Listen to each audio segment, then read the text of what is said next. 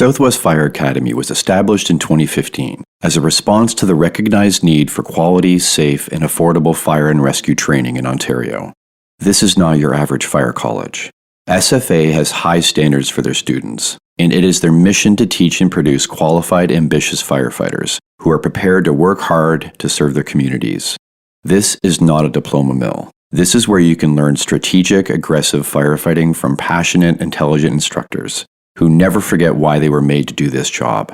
SFA is an accredited private career college that is regulated by the Ministry of Training, colleges, and universities, with a memorandum of understanding with the Office of the Fire Marshal.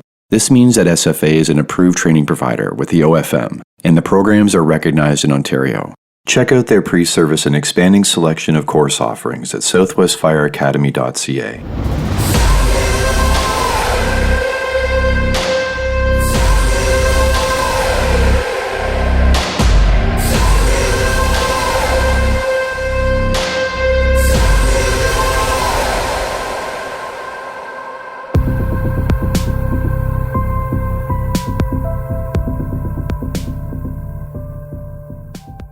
Hello everyone.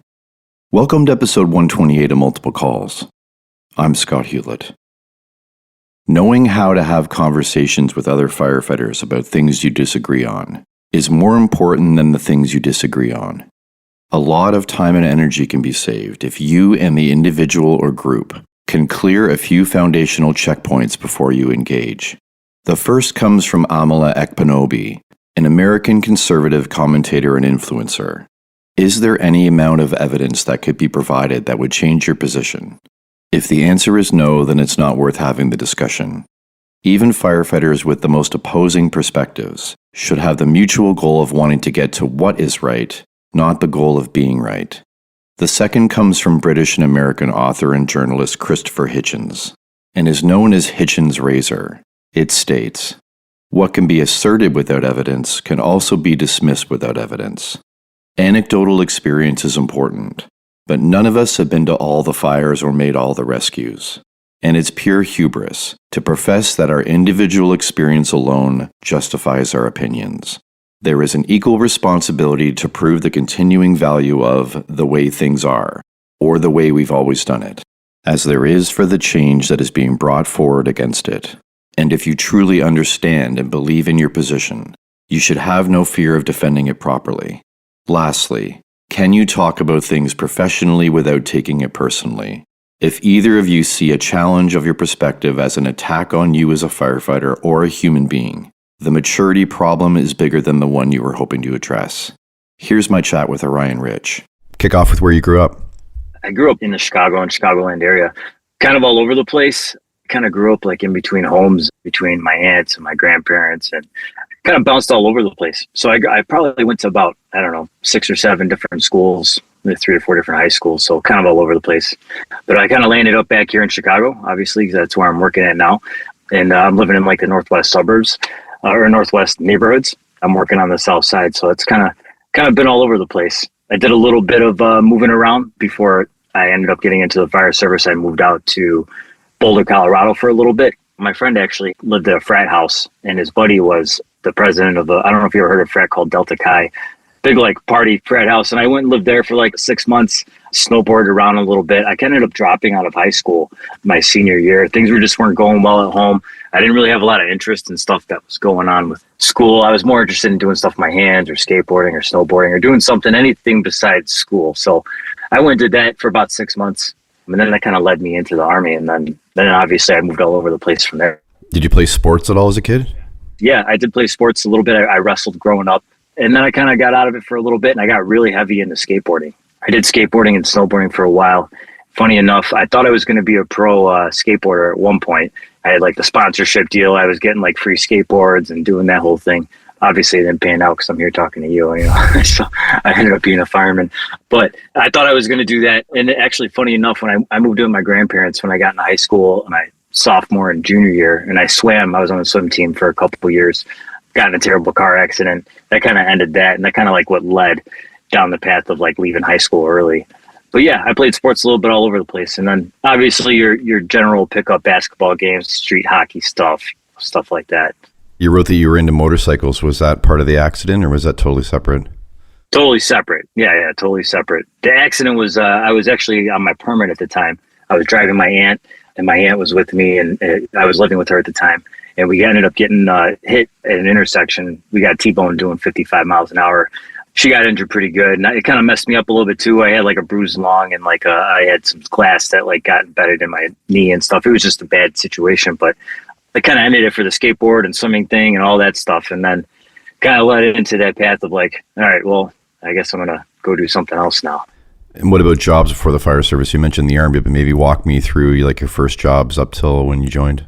I've been all over the place with jobs. I didn't do a whole lot of different stuff in between the Army and the fire service. I actually ended up being very lucky. I got out of the Army in like 2011. I kind of got my foot in the door at like a volunteer live-in firehouse. It's called Knollwood.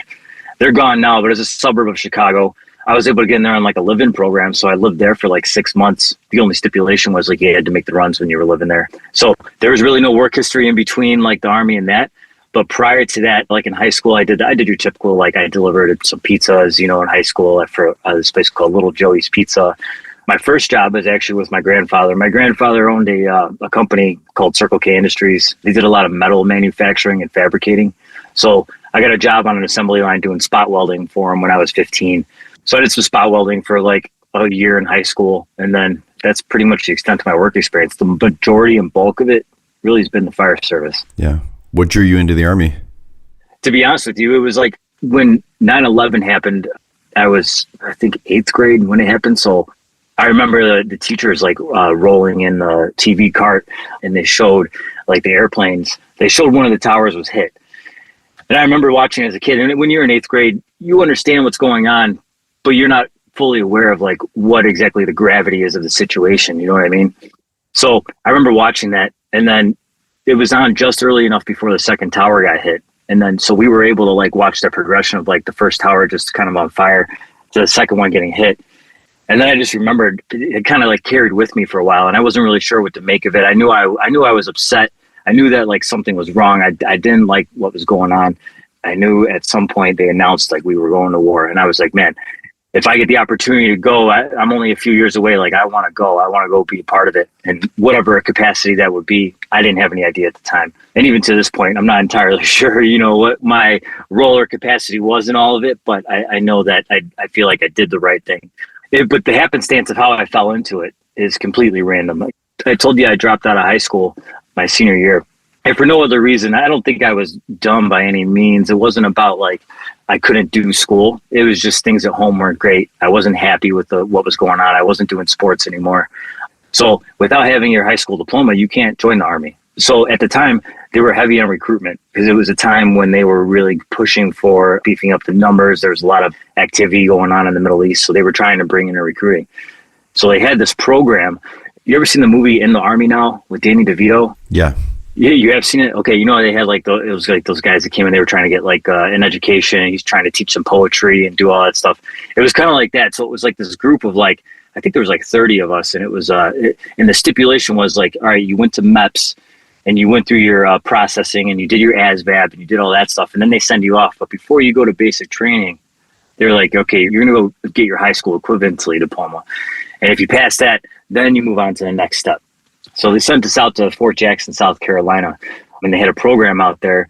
And I forget how many weeks it was, but it was essentially like a basic training, but without any like weapons or hands-on combat stuff. It was mainly focused on PT and passing the high school equivalency. So I went there and did that, and that was an interesting thing to go through because it wasn't just me that was in there that had a weird background. There were guys in there that were way tougher than me. It was guys that were like on the 3-strike rule.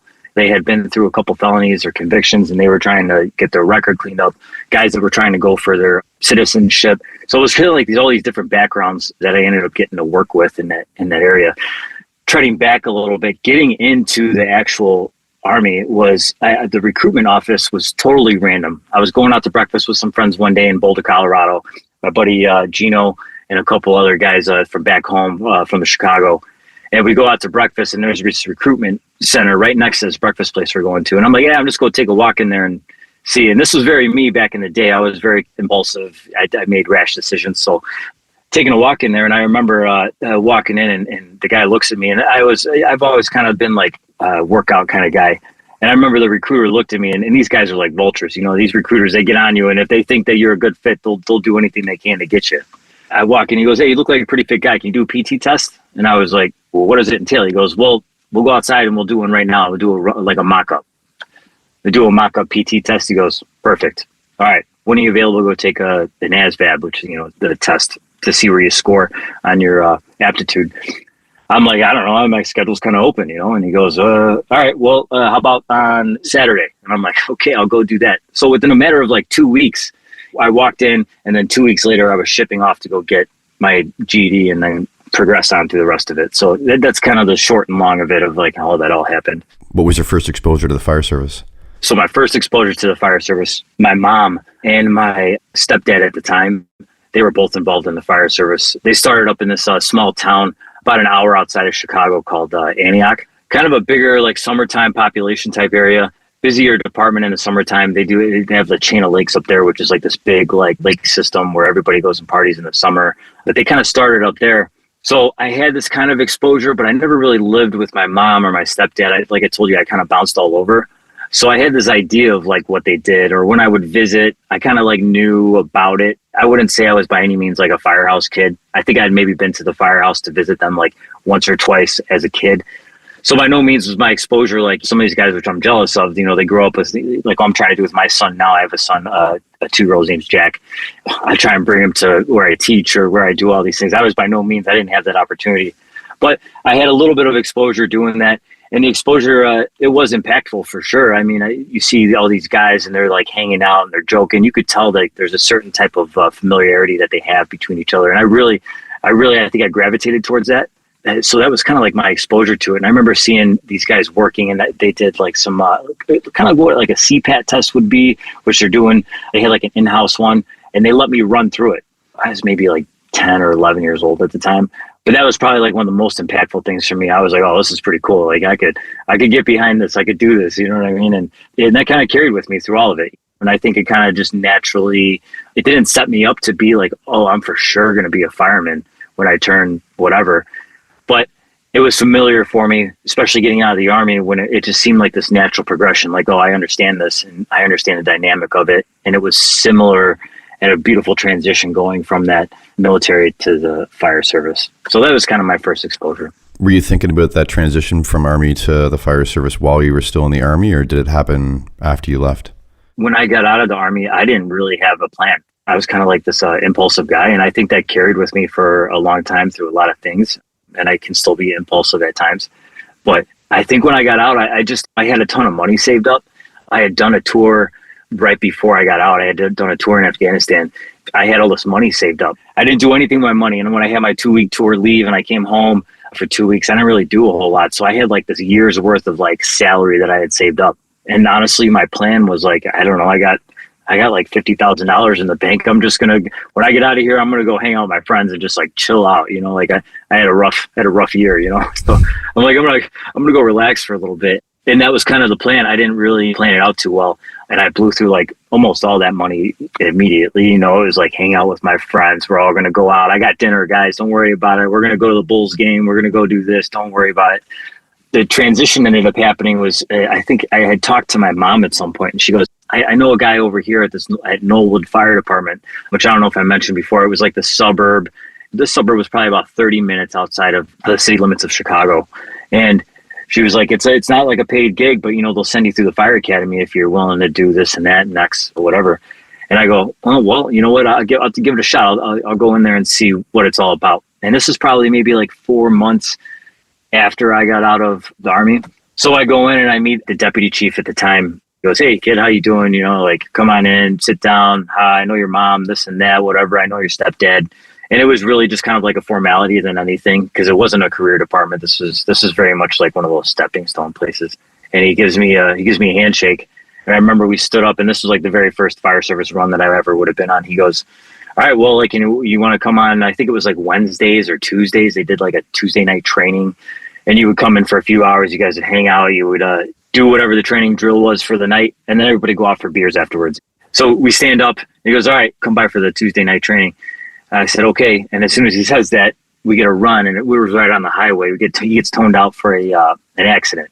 And he's like, you want to come on this run with me? I was like, yeah, sure. Why not? And I hop in the buggy with him, and we go out on the highway. We go on this run. Terrible accident. Outcome wasn't good for the people involved in the accident. But I remember looking at that and being like, for some reason, like whatever was going on in that moment, I was like, oh, like this all seems familiar. And I could I could see myself doing it. And that was kind of the jumping off point. And then from there on out, it was like, I was like, Mr. Like, I'll be there for every training. I'll be there for every drill. I'll make every fire that I can, every fire run that I can. And I think that's kind of carried with me throughout my career this far. And so how did the transition from there to Chicago happen?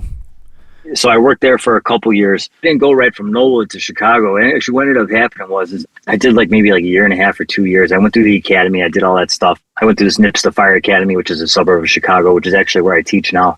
But so I go through the academy, I do all that, and I'm like, you know what? I kind of want to see what other opportunities are out there. So I impulsively made a decision. I was like, Long Beach, California is testing. I'm like, I think I might go out to Long Beach and give it a shot and see how it goes.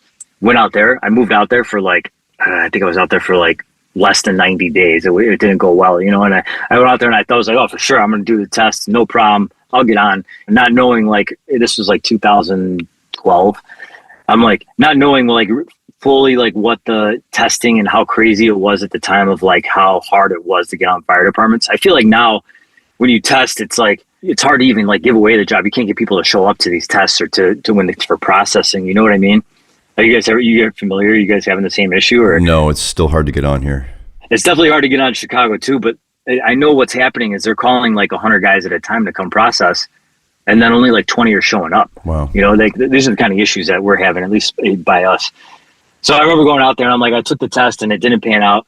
So I ended up moving back. I ended up getting back on Knollwood for a short period of time. And then I went to go work up at that place called Antioch. So I worked there for a handful of years. I did everything that I could while I was there to be the best fireman or candidate. I ended up working my way up through the ranks to lieutenant there. And then shortly after that, I got the call for Chicago after sitting on the list for a couple of years. I got the call for Chicago, and then it was kind of off to the races from there. And then I kind of, as soon as I got the call for there, I was like, oh, this is done now. It's time to move on to the next thing. And it had always, I think once I had gotten that exposure in a few years in the fire service, Chicago was number one. I was like, that is the only place I want to be. It made sense anyways. It's right here next to me. I felt like it was a place of legend to be at. I was like, I got to get on Chicago. And that's not to say I didn't test anywhere else. I had tested in Milwaukee, Wisconsin as well. Actually, I got the call for Milwaukee a couple days before I got the call for Chicago, or email, I should say. But obviously I ended up choosing Chicago. And I tried testing too for Raleigh, South Carolina. I tried putting in my name in the hat for FDNY. But yeah, Chicago just ended up where I landed. So you wrote that it was tough to get on there. Maybe just walk me through that process. How many you're up against? So the test I took for Chicago was 2014. I think they said 27,000 people showed up for that test. So it was massive. They did it at the McCormick Center, which is this huge event center, kind of closer to downtown. It's where they hold the car show and these big exhibits and stuff like that. I remember it looked like it was an event. It took the test, and honestly, the test, it's not a crazy test to take. So the hard part wasn't taking the written test or doing the evaluation test or anything like that, or even doing the CPAT, because that's what was required.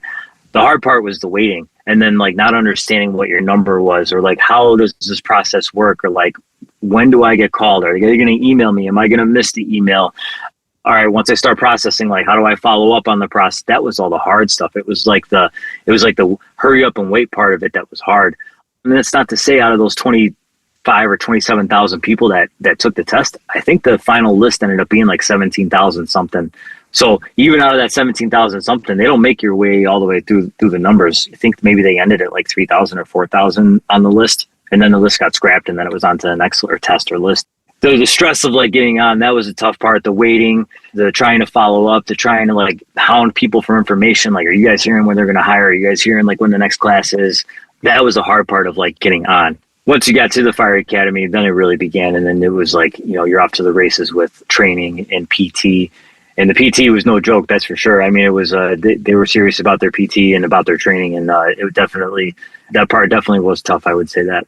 Well, maybe dive a bit more into the academy. Walk me through the experience.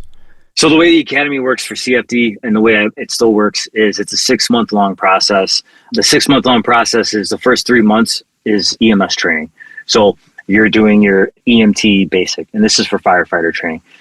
To be a fireman for the city of Chicago, you have to have your EMT and you have to be a certified fireman. I mean, that's kind of like the minimum requirements. So for those first 3 months, regardless if you've been an EMT or not, it doesn't matter. You have to go through the training and pass all the tests that the city puts out for you. So that's exactly what I did. And I wasn't the only one there. The two that had already had our EMT certification, there were already guys in there too that were paramedics prior to getting on the job.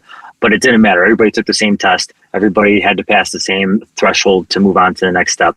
That's the first 3 months. And those first 3 months, after you do all your tests and do all your evaluations for EMS, then it was PT time. And then occasionally they would take us out and they would trot us down by the Quinn Fire Academy, which is where the fire training happens. And they would jot us around there, and all the fire instructors would look at us like we're fresh meat coming through, and then kind of size us up, and then they'd take us back to EMS, and they would do that for like 3 months straight. You get past those 3 months, and then you move over to the fire side. And you bring it over to the fire side, and it kind of starts over like it's day one again, and they treat it just like that. It's like, pack up all your shit, put it all in your bags. When you get there, you're going to do an inventory again. They do the inventory, like hold out your boots in front of you, hold your helmet above your head. You do the whole thing. It's like day one all over again. That's 3 months of a lot of physical training, a lot of not just training fire service wise, but training mentally, and then training as well, like your body. At the time, they were really putting you through the paces. The commander at the time he's actually a battalion chief now. His name is Greg Swanson.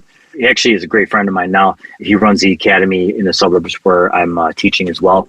But he was a tough guy. They called him the Bear. And if he came out of his office, you messed up. He was tough, but he was fair. And so were the instructors. I had a great group of instructors there. When I came through, I felt like I was very blessed. There's a lot of guys from a lot of working companies, a lot of companies that really were and still are busy companies for fire duty.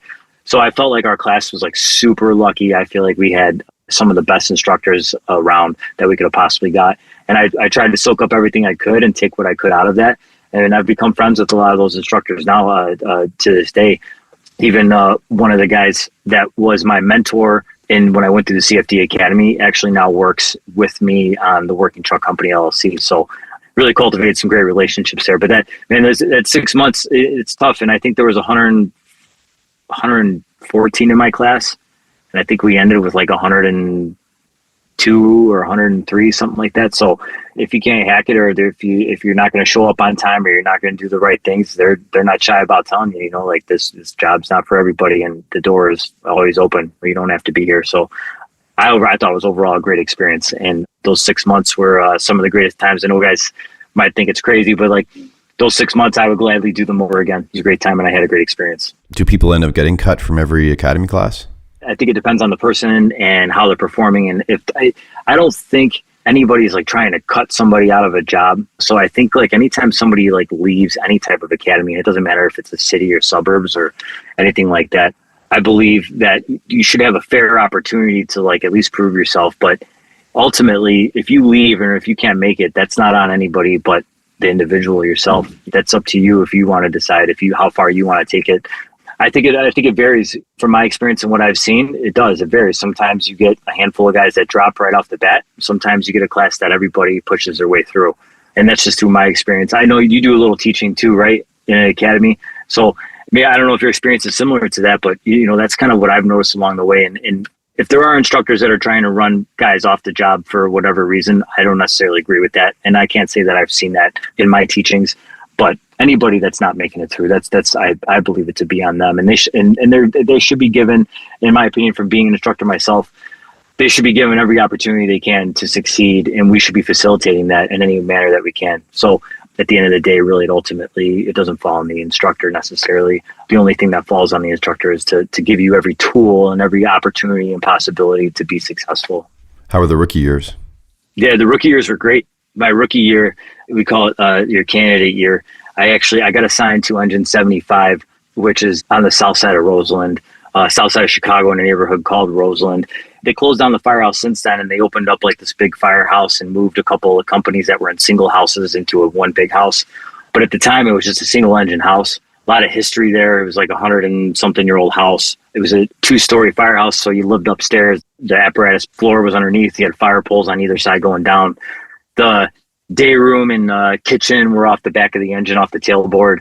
Real small firehouse, but intimate. And I liked it a lot. It was like you didn't really have anywhere to hide, and if you really liked the guys, it was a good thing because you could hang out, and it was like everybody was hanging out all the time. But if you didn't like the guys, that's probably not the kind of house you want to be in, But I felt very fortunate when I got there.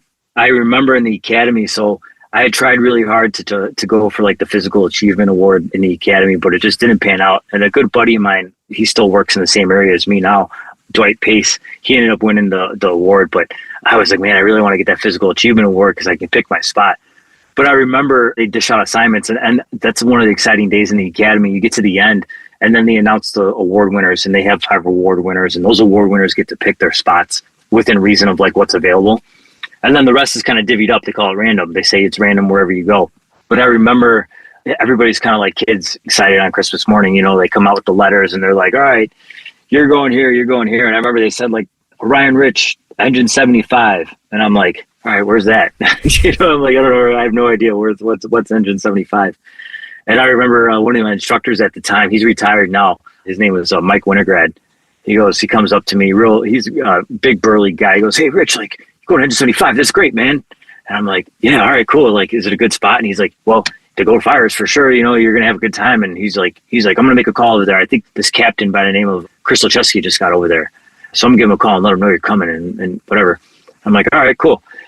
So still, I don't know much about it. All I got was a report like, oh, it's a decent spot. You know what I mean?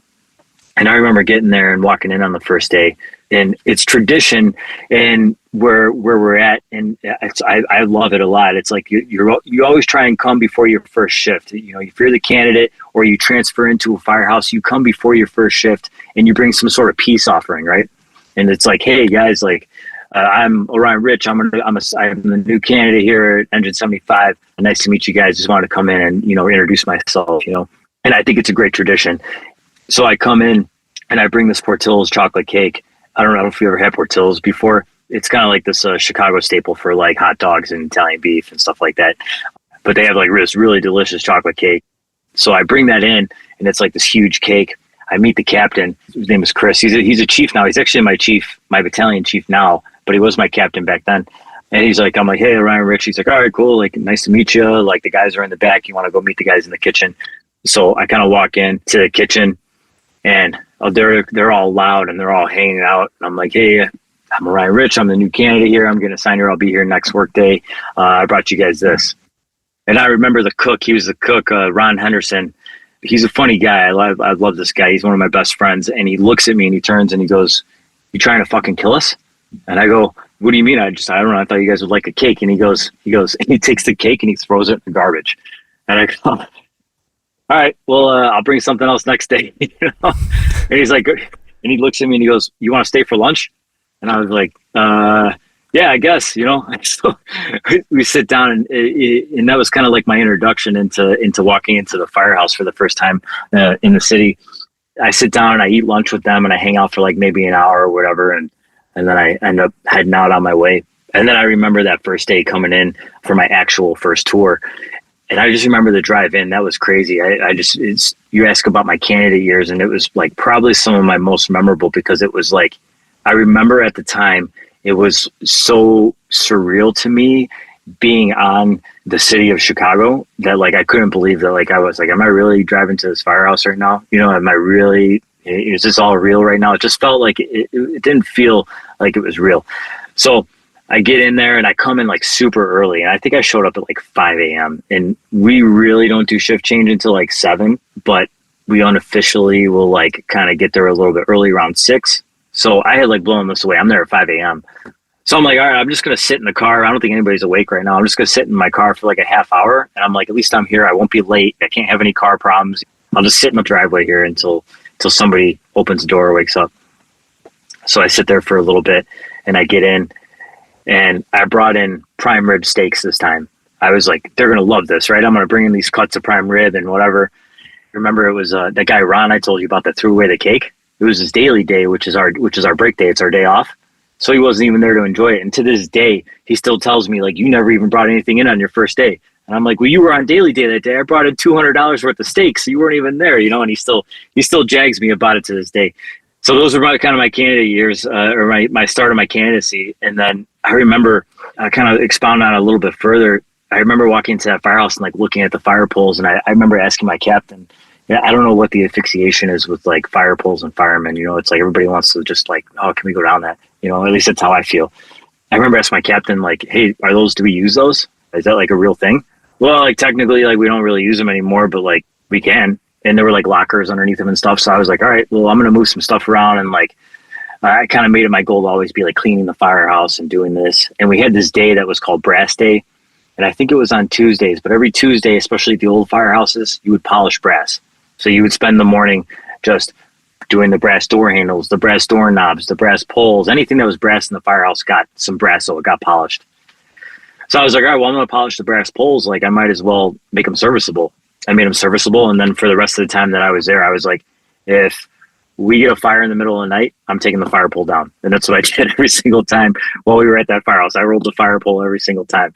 Some of the other guys started doing it too, and I don't think they were really thinking about using it before. And they started seeing me using it. And then I think everybody kind of was like, oh, let's use the fire pole, and I thought it was just really cool thing. It was like my first 3 weeks I was there. So I had done like a handful of tours and I hadn't caught a fire yet. And I was like, man, I heard Roseland was like busy. It's kind of like a impoverished area. It's kind of like, it's very far south side Chicago. A lot of violence, a lot of fires going on in that area. I remember being like 3 weeks and they were like, man, like maybe you just brought like the white cloud. Like you're bad luck. 3 weeks went by, no fires. And all of a sudden we get our first hit. And this was like my first hit now, like for real. And it was like textbook. It was fast water, lead off a line off the rear. We have fire blown out of 1 and 2. It was like everything that like you would want for like your first like picturesque job. That was it. You know what I mean? At least working for the city. And it was my pipe day too. I had the pipe. So it was my job to be had. And that's one that always sticks out for me. And then kind of off from there, it was kind of like off to the races. It was like we were back on track and I think you probably understand that too. You go through like those lulls of like where you don't get fires for a while and you're like, damn, like I'm never going to get a fire again. And all of a sudden you get like 4, 5, 6 hits in a row and you're like, oh man, I love this. We're rolling. You know what I mean? And it just, there's those ebbs and flows to all of it. You start not getting jobs for a while and you start getting like concerned, like, man, am I in the right place? Am I in the right company? Do we still go to fires? I don't know. But yeah, it was off to the races from there. And then I spent my candidacy in like the next like 4 years working for Engine 75 on the far south side there. Nice. And where you end up now? After spending a few years there, I had made it very clear to my captain. I told him I had this idea of that I always wanted to go to a truck. The truck is where I think like my passion for the work lies at. So I had told him that early on. I was like, hey, I want to get to a truck at some point. And I said, like I'd love being on Engine 75, and like I wouldn't leave for another engine, but for another good truck opportunity, I was like, I have to take it. And when we moved to the new firehouse, when they closed down the old 75, I was there at the new firehouse for maybe like 6 months or so. And they had moved Tower Ladder 24, which was another busy truck company or a tower company. And anytime I got the opportunity to ride on the truck, like if they needed somebody to cross the floor of the truck, I always jumped on it. I was the first one. I'd be like, yeah, I'll go to the truck today. So I would cross the floor to the truck as often as I could. Anytime there would be like a detail that would come up and they would detail us out of house, and there was like an opportunity like truck 27 or something like that, which is like a busy truck in that area, I was like, I'll take the detail over there to truck 27, just because I really wanted to learn that part of the skill. Because I think coming from the suburbs, the truck skills and the difference in like what truck work is and how you operate is vastly different compared to like a big city. So I really was like hungry for like the experience and the opportunity to like learn that stuff. And that's what I did. And I seek that information out from the people that I could identify as being those people to get the information from. And then when I got a 3-4 years on the job, I was like, all right, well, I'm going to take this opportunity now. There's a spot coming up available on this truck. It was truck 16 at the time, which is where I'm at now. So I put in for it and I told my captain, I was like, hey guys, like I think I'm going to put in for the truck. And I put in for it. So I moved up from like, I was like 119th Street South. And then I moved to like 67th Street South. Still busy area for fires. We're in the 19th Battalion, which is, in my opinion, best battalion in the city. And then the 23rd Battalion, which is right next to us, which runs the majority of the fires in the city. And we're kind of smack dab in the middle as a tower ladder. And the tower ladder kind of covers all the still in boxes in that area. So anytime there's a still in box, the tower ladder will take that in. I was like, I can't pass up this opportunity. So that's what I did. I took the opportunity to go to the tower ladder, and I felt like I snuck in. I didn't have a ton of time when I got the spot. So I felt very lucky, and I feel lucky now when I snuck in to Tower 16. And that's where I'm at now. I recently just started as the number one driver there. So number one driver is the guy that goes to the roof on fires and kind of is the guy that makes sure the rig and the guys get there safe and make sure that the crew is operating and running as efficiently as possible. I've been there for the past handful of years, and these guys, the crew that I have right now, I second to none. I put them up against anybody, and we have a lot of fun every single day, and I feel very lucky to be where I'm at right now. How'd you get involved with instructing? So I knew very early on that I wanted to get involved in some sort of form of instructing. So that's what I did. I got involved in the suburbs when I was still working out in the suburbs. I started teaching a little bit. And I got involved with one of the academies out there, which has since disbanded. And then when I graduated out of the academy and got a little bit of time on the job in the city, I had an opportunity to go work at NIPSA, which is actually the first fire academy that I went through. This fire academy covers like basically the metropolitan area of Chicago. So if you're not a Chicago fireman, the odds of you going through this academy are pretty great. So this opportunity had come up over there, and I jumped at the opportunity the first chance I could take. I started there as a stoker. So, just doing burn barrels, helping out with on the live fire days. And I did that for about a year. And I just kind of like worked, and I just kind of proved myself that I could be reliable and that I was going to work when I'm there, and worked myself into that instructor role. And then I've been doing that now for the past, I think coming up on like 7 years doing that. And I got involved through the people, it's a lot of networking and obviously building a reputation for yourself that you're one of those guys that can be reliable. So yeah, I've been there, and that feels very surreal too, to be back. I went through the fire academy there in 2011, so this is 15 years ago now. And now I'm back there 15 years later, and I'm teaching. It's funny. I looked there. I was like one of the fourth classes to ever go through that academy when it started. And every academy, they hang a flag on the wall, and everybody signs the flag, their guidon flag. And ours was like the fourth one in, and there's like, I don't know how many there's. I was like 100 flags, you know what I mean? So it's kind of crazy to see that. I mean, it's a very humbling experience to be able to come back to that and be able to give back in that sort of way. So getting involved in instructing for me is really, that's what it's about. And that's why I wanted to be involved, is because it's the ultimate opportunity to give back any type of knowledge you may have gained or learned. It would be a shame if you didn't pass it on, or it would be a shame if you didn't take the opportunity and every opportunity you had to somehow pass it on, no matter how small or how big it is. You don't know the type of impact that it could have. Our instructions and what we pass on has like a ripple effect throughout the fire service. You tell one person and this person tells the next person. Hopefully they're passing it on, and it's going on and it's going on, and that could have an evolving and ever-changing effect on the fire service. So, and that's something that I believe in, and that's something that I want to be involved in. So I don't see myself ever not being involved in instructing. I think I will always try and give back at some sort of way. Are the academies aligned very clearly with the way the job's done? Some academies, they're teaching to like standard JPRs, and it's very foundational, and some are more aligned with how it's going to be done when you actually hit the floor. Just as you know from being an instructor, there are those JPRs, there are those certain guidelines and things that have to be followed. You have to know the information to pass the written test, right? Because if you can't pass the written test, then the rest of it's kind of means nothing, which is unfortunate, because it really is a hands-on. It's not all book based, and it is very much. I still believe it's still very much a blue collar job when it comes to it.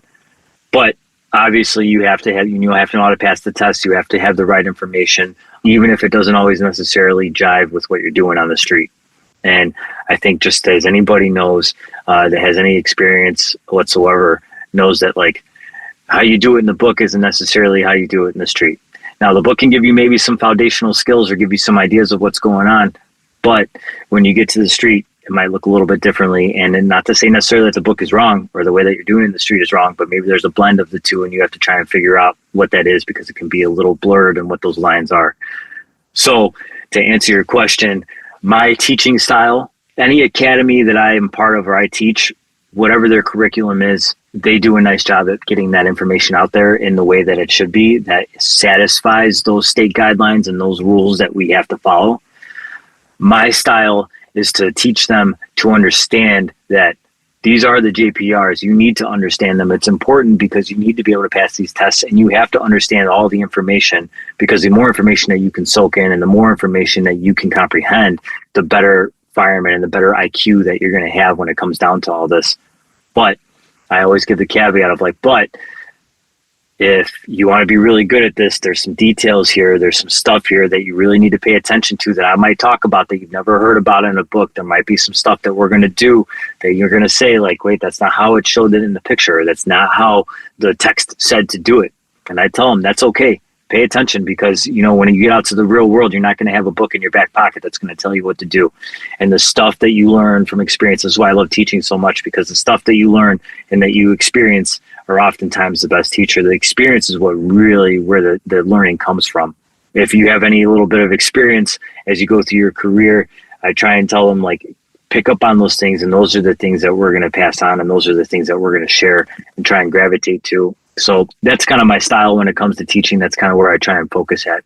How did the Working Truck Company get started? I had started this Instagram in, I think, April or May of last year. I was like, I'm just going to throw out a couple posts here and there of kind of like what we're talking about now. I'm going to throw out a couple I'll throw out like some nuggets of information. Like, here's how I carry my axe, or here's what you look for when you're on a roof or when you're cutting, or here's how you set up your truck belt. Because these are all like little things that they don't necessarily dive in depth into or give the whys when you're going through stuff. And I was like, well, you know what? I got a little bit of experience. I'm not the most experienced guy, but I got some ideas, and I've been blessed to work in an area where we're going to some jobs. So I'm like, maybe I got a little bit of information that I can throw out there. And if I can get a little bit of info out there and it helps even one person, I'm like, this will be great. So I started up the Instagram account. I put out just a couple posts, and then, you know, I was like, I'll just throw out something every week. And that's kind of what I did. I was like, I'm just going to throw out something every week. It kind of turned into, you know what, I'm going to throw out 2 things every week.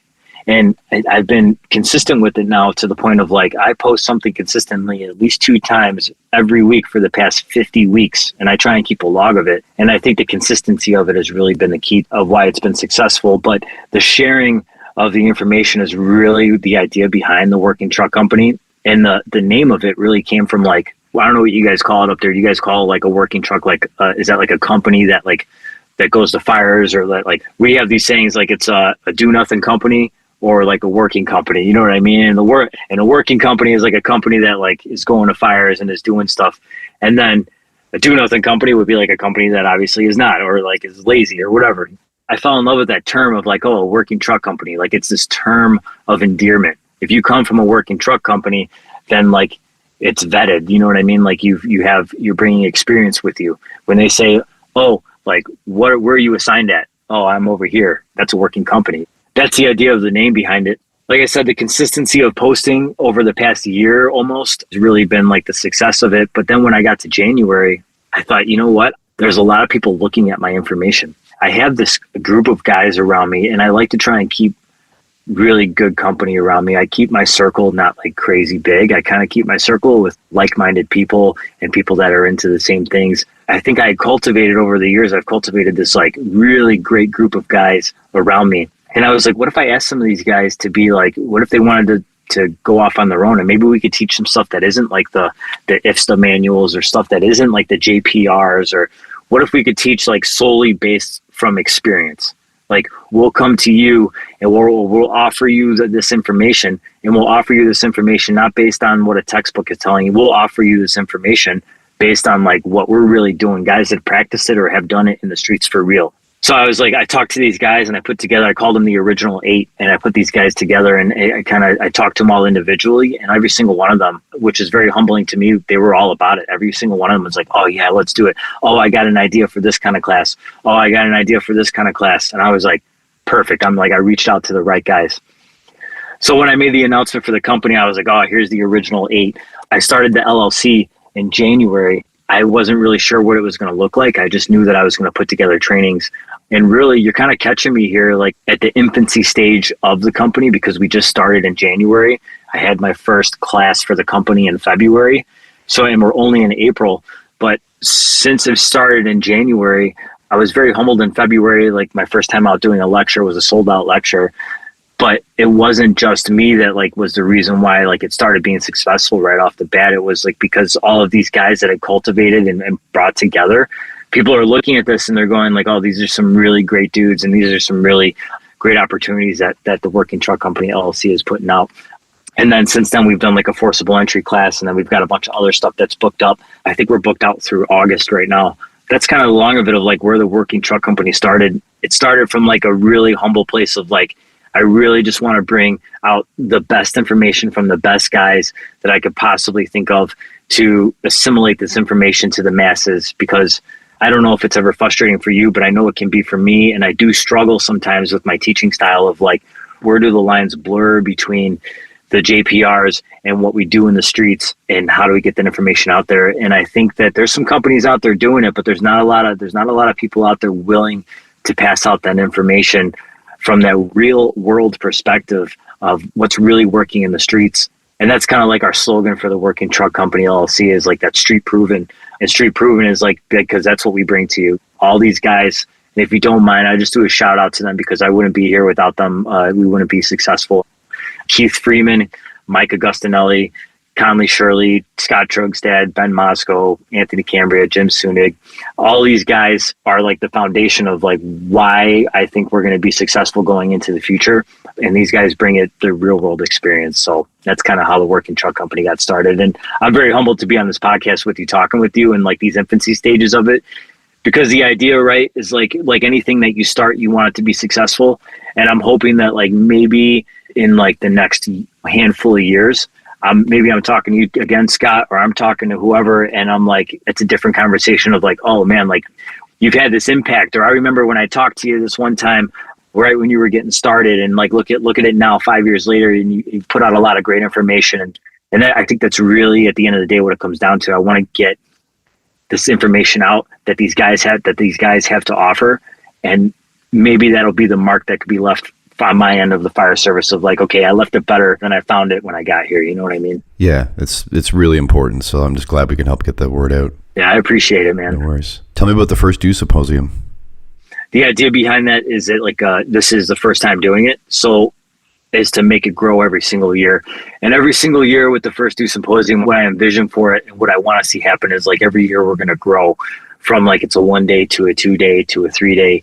We'll bring on more vendors or sponsors. We'll bring more classes and more information, more hands-on, more lectures. But right now, like I said before, everything is in the infancy stages. So this one is just my buddy, Keith Freeman, very experienced guy, works in a very busy area for fire duty. He's going to bring his class to the first Do Symposium. He's going to bring a class called the Blue Collar Engine. That's a class based on like exactly what we're talking about, real world experience, fires that he's been to, experiences that he's had, things that have worked well for him, things that haven't, and some little bit of culture and pride and tradition and like being on an engine company and like really what that looks like. And that's going to be like the first half of the day. And then the second half of the day is going to be the class that I'm currently putting out right now, which is called What It Takes to Get to the Roof. And it's all about operating on a roof, the critical aspects of safety, the aspects of like tactics, where, when, why, and how we're doing it the way we're doing it. And some things that just can't be overlooked when it comes to truck work and as it relates to the roof. I think like the roof has always been like this kind of like taboo thing in the fire service culture.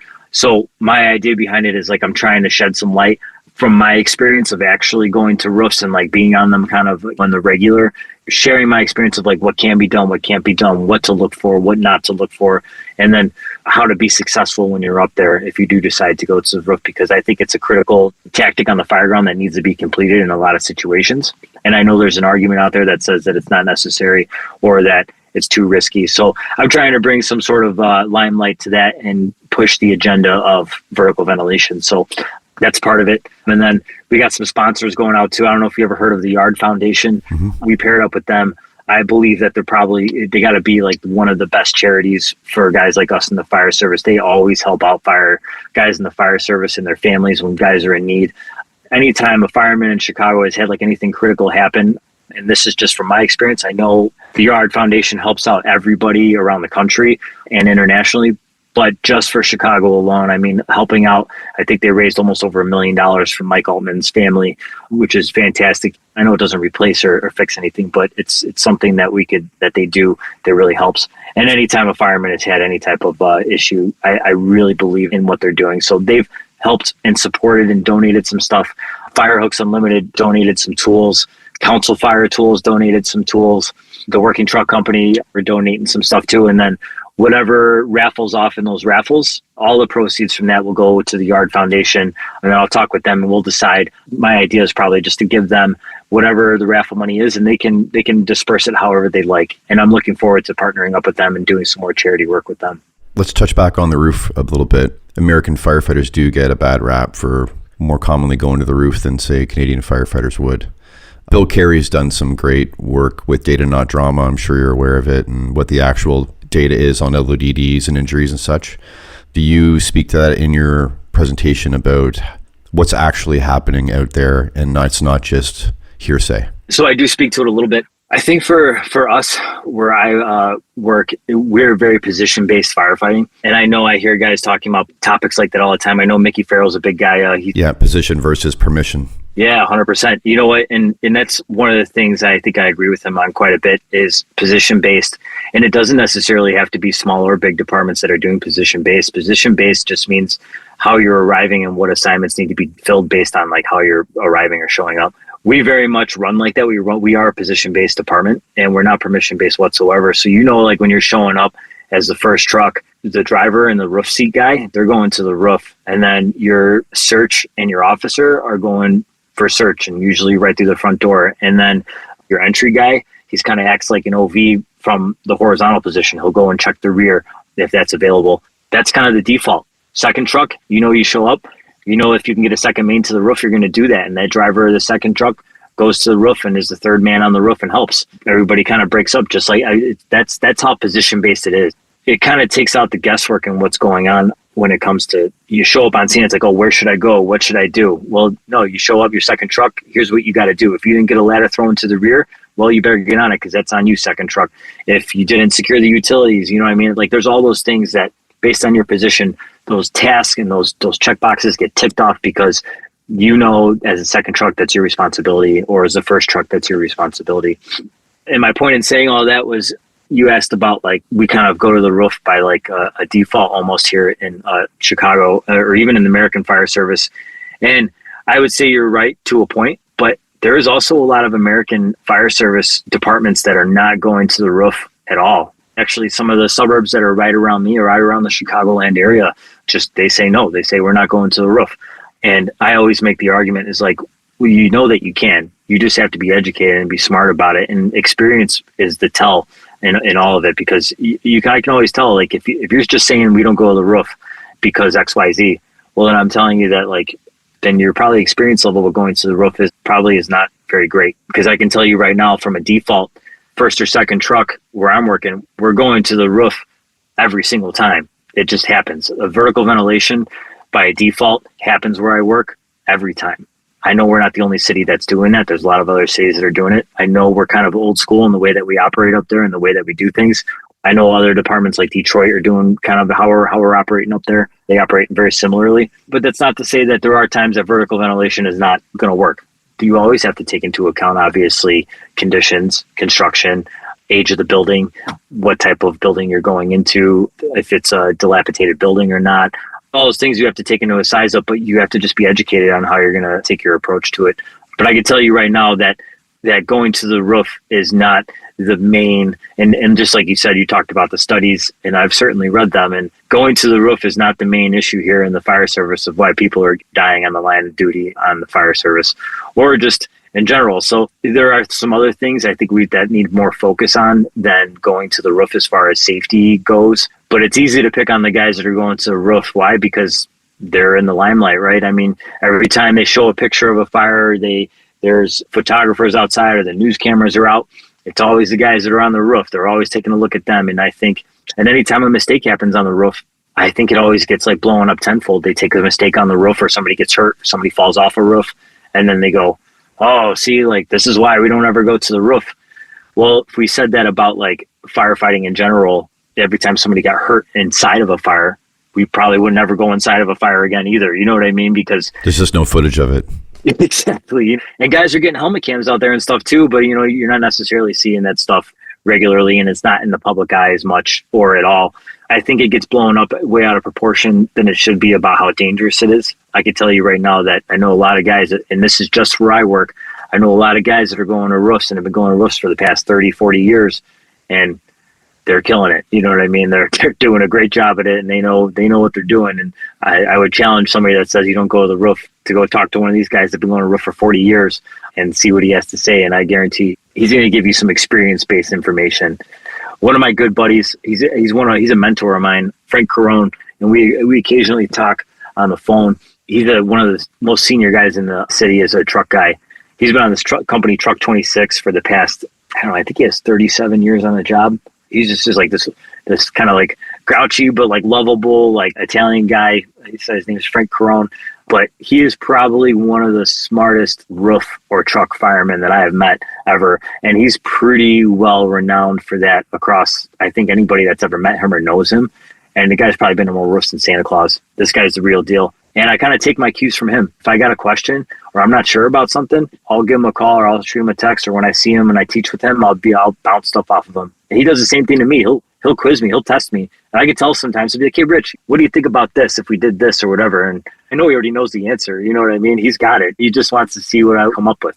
It's guys like that to get the information from, and I get the opportunity to learn too, so that's kind of my short of it when it comes to like arguing about the roof stuff. I mean, I feel like if we really wanted to, we could do a whole episode like diving into like just roof stuff. And that's kind of what I try to do with my lecture series that I'm doing. And by all means, if you have information too, or you got some experiences that you want to pass on to me, like how you guys do it or why you guys do it, I would love to hear how you guys do it up there. So I'd love to touch back and focus on that. That would be great. I have a couple of thoughts on it. I think there's a lot of things in firefighting where guys are judging other guys for doing stuff and they see it as dangerous, but they just haven't done it themselves, so they don't have the experience of doing it. They think it's dangerous because they don't do it themselves, right? I don't think it's right to be judging whether something is safe if you've never done it yourself. If you don't have the experience and you're judging other guys and what they're doing when they know what they're doing, I don't think it's right to be making that judgment.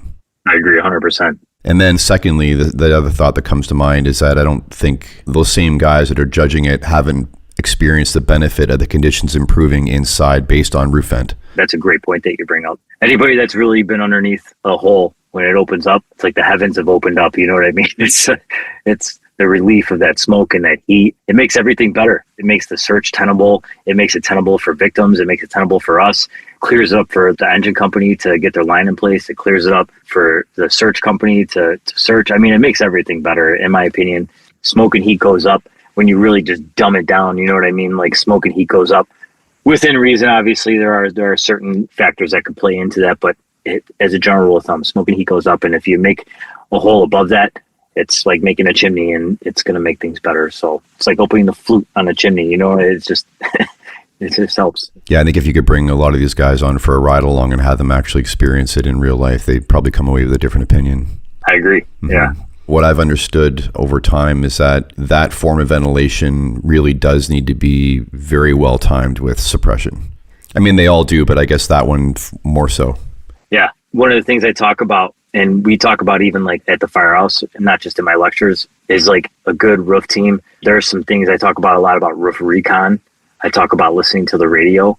I mean, you got to listen for things on the radio. There's a lot of cues that come in that you're not necessarily a part of. But there's a lot of information that's happening over the radio that will give you a lot of tells of when and how to do things. If you're hearing that the engine company is having problems getting water, or you're hearing that they're not getting water on the fire, or they can't find the fire, or they got a kink in the hose, these should all be cues. Even though you're not part of that radio communication, these should all be cues to you as that fireman on the roof if like things are going well or not. And if they're not going well, then maybe we delay this hole. Or maybe we got to start thinking about what our exit are on this roof, because if things go bad and they can't get a handle on this thing, then we have to go. There are all these like little cues that you need to be looking for when you're vertically ventilating. I always tell like the guys too that I work with on the tower ladder and my firehouse is like, if you start cutting into the hole and you start seeing orange coming out of the hole before you even push through, you need to radio that up and say that you possibly got fire in the attic or cockloft.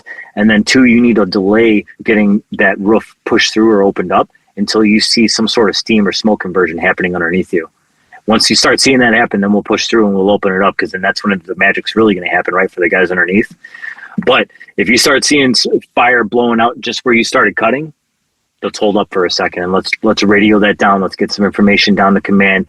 You can kind of start directing too what's going on downstairs. I'm sure if for anybody that's ever been inside, and I'm sure you've experienced this, but like a good roof team, if they can give you like a good roof report of something that necessarily the engine can't see, you can kind of transition or control that whole tempo of like what's happening on the fire ground. If they think like, oh, we got fire in like the C side of the house in the back kitchen and the whole kitchen's rolling, and but you get to the roof and you see like, oh, I got fire or smoke in the cockloft or attic, you're going to see real quick, like, oh shit, we got to get another line here. We got to move over here. It's in the walls here. We got to pull ceiling over here. And all of a sudden it went from like so many hands are doing this to like there's been this pivotal shift on the fire ground of like, oh, we got to get all this stuff exposed and open. Coming from like the roof, there's a lot of like little experience-based things that like in information that isn't shared, like I talked about earlier in those manuals or stuff that you talk about necessarily, that really are some stuff that need to be pushed out for an agenda, which is what my agenda is. So.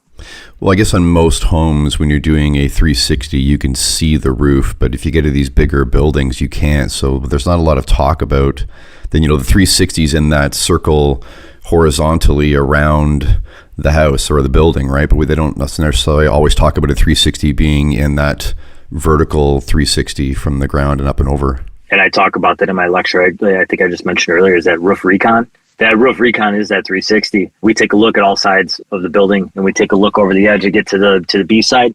My head goes over the edge. I'm trying to identify what windows are what. Where am I seeing smoke or heat coming out of? Get to the rear. Do I got porches? Are the porches involved? Are they not involved? What's going on in the rear? And then I check over one more side. And once I get that recon, figure out where the fire's at. All right, then we start cutting here.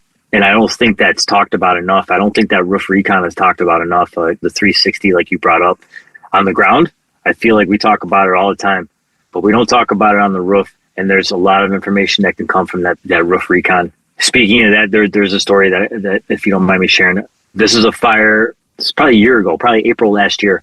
We had a fire in a 2-story taxpayer. So residential up top. There was like a chicken place underneath and like a dry cleaners or something underneath. And we get there. It was a pretty rough roof. And I remember getting up there and the old smoke was covered. The wind was coming out of, that's another thing I don't talk about on the roof a lot too, is wind direction and speed. I'm a big proponent. And then like when I get there in the morning, I check the weather report.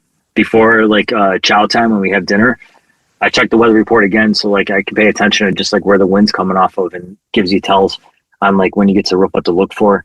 I remember getting there and the building's on the north side of the street and the wind's coming out of the south side of the street and there's smoke pumping out of every orifice of this building. And because it's on the north side of the street and we're parking on the south side of the street to go on top, the smoke is coming over and it's billowing over the top of the roof. And it's almost zero vis on top of the roof. But we do this recon of the roof and I remember taking a look and I could see where the soil stack was, where the pipe was. And the pipe was like glowing red and it was shooting like a blowtorch out of the pipe. And that was one of the first pieces of information that we radioed down. Hey, we got fire coming out of the soil stack. And that tells everybody on the fire ground, like, it's in the walls for sure. And we have to check every level. Is there a basement here or a subfloor? If there is, we got to get checked that number one. We got to rule out that there's possibly a basement or a subfloor fire. Because then if we can do that, now we can rule that out. And then now we can bound up to each floor and check and open up those void spaces. But I know when I see something like that, I know I have to open up every void space. And that means over a toilet. That means over any plumbing walls. That means checking the basement. There's a lot of cues that stuff tells you. You mentioned the OV. I don't think people understand really about that position and why it's so important and how skilled you need to be operating in that role because you're operating solo. So maybe just expand on the outside vent role for anyone that's listening. Sure. We don't run a traditional OV like I would say like FD&Y does. Chicago, we kind of run those positions on the truck. So for example, it's the driver, which is a roof man, and then the guy that sits behind him, which is the other dedicated roof man. And then you have a search, which is the officer. And then you have, and this is position based for first truck. And then you have the search man, what goes with the officer. And then you have an entry man. The entry man is on the irons. He is the guy that's going to take care of whatever the problems are on the outside. He's got irons and he's got a hook and a can. I don't want to say like every fire is going to get that entry man or that OV guy, because it really is. I think you have to take a look. And I know FD&Y is big on it. Every single time I thought maybe that's how it is. I'm not on FD&Y, so I can't speak to it. But maybe they send an OV guy every single time, and that's how they operate because they work on a lot of fire escapes and stuff. But for us, it depends on the type of building. Are we going to like a 2 or 3 flat or are we going to like a single family residential? That's easy to get a 360 on. Am I going to like an H type, a U type, an I type courtyard building? That might not be so easy to get a 360 on. That might be the second truck that looks in the rear. So you do what you can, or that might be the roof guy that takes that recon and looks over the rear. But that OV guy, we actually recently had to talk about this at the firehouse with the guys. That OV guy, which is what we call the entry guy, you really have to trust him as the officer, right? And that, I think, and I'm not an officer, I'm just the driver of the truck, but that officer really has to know that, like, hey, this guy's going to make the right decisions and right calls and look for the right things when he goes to the rear. And I think that there's a trust base that has to be accounted for, because I know if it were me, and I know that most officers that are experienced, like where I work, operate this way, they're not going to send a candidate or a probie to the rear by themselves, because it's unsupervised position. There are some tasks, some critical tasks that need to be accomplished, like checking their basement, checking the rear, softening some entries, turning off the utilities. And if that gets missed, or that's not radioed in, or you see something critical or miss something critical and didn't get that information passed along, it could be detrimental to everybody. As far as that role goes, we kind of talked about it, and we do believe it's kind of like an experience-based position. You have to have a good understanding and knowing of what you have to do, and you have to be trusted, you know what I mean? Which I think trust, especially when you either one, come to a company, or you come out of companies either as a candidate or with experience, it takes time to build. And even with the company officer, once you build that experience and that trust, then maybe you can start getting into that entry role where you're able to kind of wander off on your own. And so the way we do it is like you would go to the rear, and it's exactly like what I said. If you're on entry, you go to the rear, you soften any entries that need to be opened up. You might check inside the immediate entry, which doesn't mean you commit yourself to a floor or a room. It means you peek your head and maybe you sweep behind the door, you yell out, see if anybody needs assistance. And then you kind of soften the entries, which doesn't mean blow the doors off the hinges, because we want to control flow paths. So we just make sure it gets open. We check the basement, which is, I can't stress that enough, because it's such a missed thing, I think, across the fire service, that basements get unchecked or they get missed. So that entry guy going to the rear, he really has to check the basement and either rule that out or radio up that we do have some fire involvement in the basement, because if there is, we know we need to get a line to the rear or in the basement as soon as possible. And then checking the utilities too. If the utilities are accessible from the exterior, great, knock those out, turn off the gas. That's the least we could do. And then after that, after you get you end up helping with the 360 as well. If you see something that doesn't look right, or you see something that needs to be reported, that's the time to do it for sure. Then he goes back and then meets back up with the search team, and then they break up and do whatever operations or whatever tasks need to be accomplished from there. That's kind of how we operate with that role. Yeah, just last week I was lucky enough to go down to North Tonawanda and hear retired Chief Mike Lombardo talk. He was talking basement fires and garage fires and just fires in general, yeah. And he spoke to the OV position, so it was on my mind, and just wanted to get your take on it. And he showed some pictures of sort of Main Street USA, but you go around the Charlie side, it can be really messy, right? It's not as clear cut back there as it is out front. So a lot of challenges for that skilled operator. That's a great point that you bring up. Is everybody always is, I feel, even in residential, right? They're always worried about the rear of their home or the rear of their business. So, which is kind of funny, because you think like I would want to fortify my front door because like that's my main entry, but everybody's worried about their secondary entry, maybe because it's out of sight, out of mind. So they think people are more sneaky in the rear, right?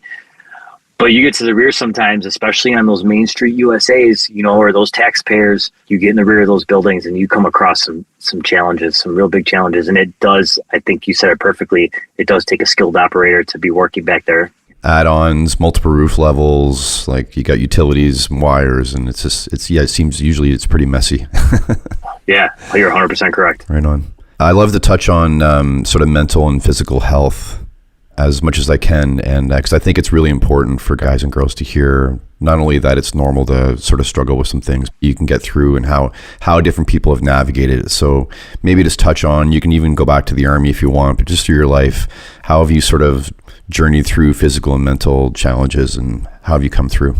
I think it's very real. I think it used to be, I think, a much more taboo subject of like talking about it. But I know that like you're big about talking about it, and like I know you're involved in like peer support and those things, and that's great. I'm glad there's guys out there that are doing stuff like that. I've never been like hugely involved in it, but I'm not opposed to talking about it, because I do acknowledge that it's real.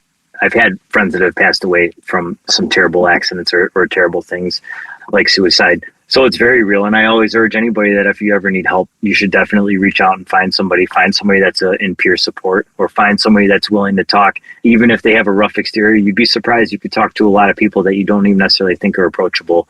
All it takes is for you to just ask for help, and somebody will get you pointed in the right direction. And that's how I feel, at least. And that's what I'd be willing to do for anybody that needed it. But I've been through struggles myself, as far as like, especially with like burnout. I've been through stages of that, of like burnout, trying to do too much or trying to balance too much.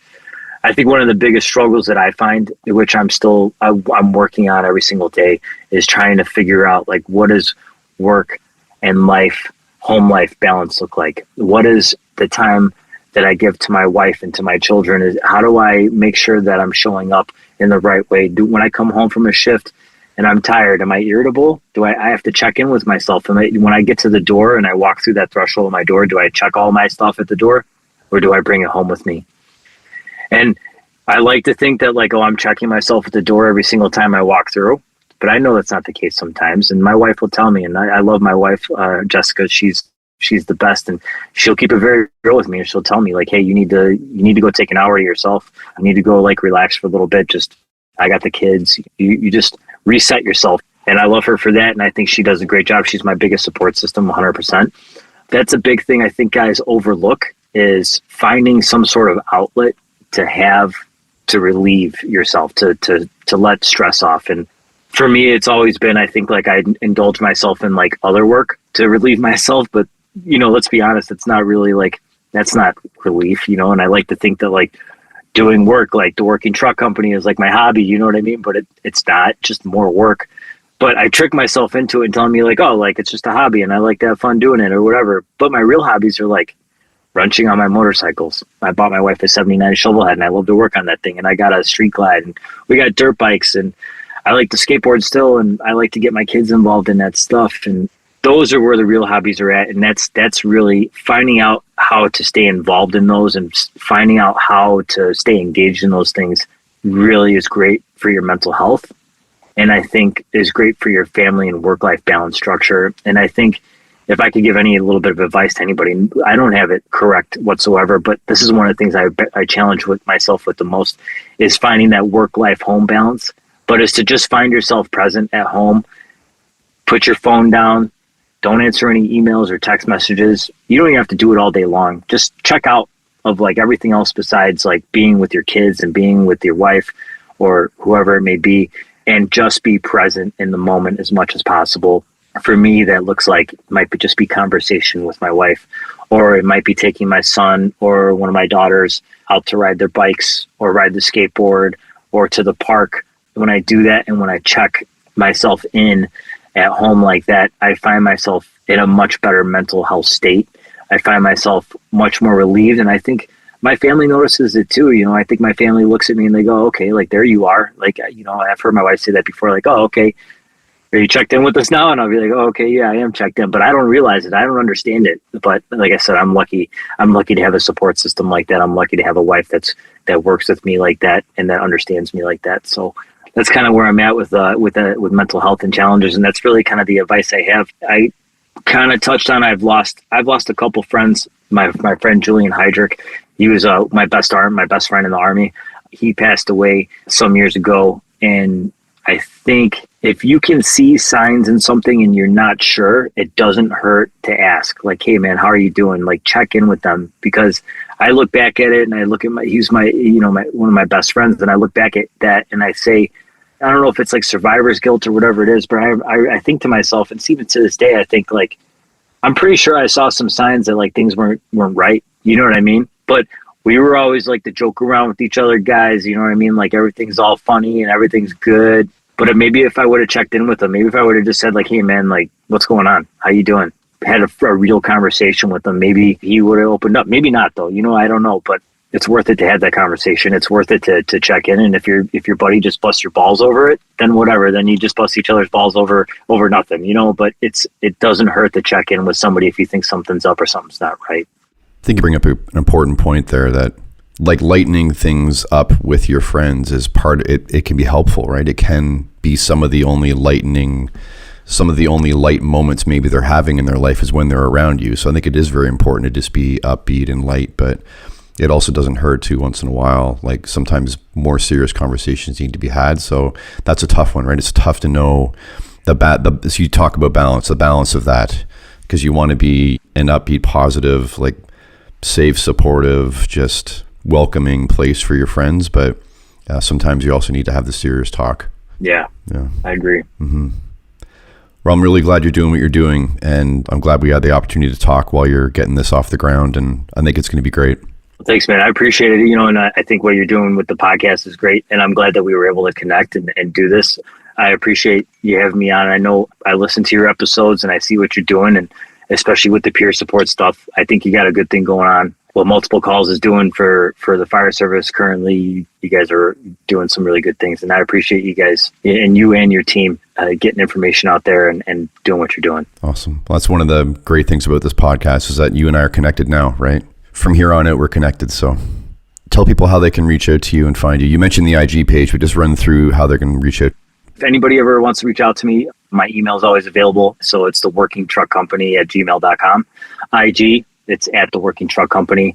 If you want to contact us on our website, it's www.theworkingtruckcompany.com. If you shoot me an email or you want to get a hold of me through phone or text, shoot me an email. I'm happy to give my number out that way. And I'm happy to connect with anybody that wants to talk or they ever need anything. Feel free to reach out and I will get you pointed in the right direction even if I don't have the right information. So